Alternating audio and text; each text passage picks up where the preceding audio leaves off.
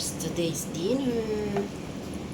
This is called Brazilian stuffed pumpkin. Ayan guys. Nilagay ko muna sa oven. Yung pumpkin. Tapos lumambot siya. Then nilagyan ko siya ng cream cheese sa loob. Ayan. Bali yung prawn.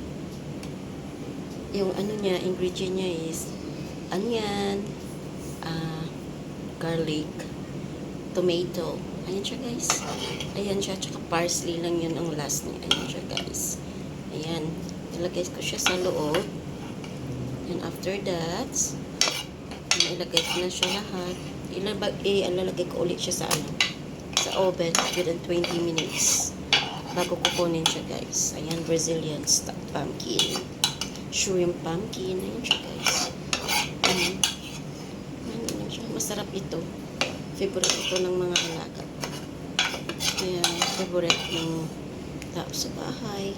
Ayan siya guys. Then, isara natin. Isasara ko siya. Ayan siya guys. Isara lang siya. Tapos ilalagay ko siya sa oven na yan guys. Thanks for watching.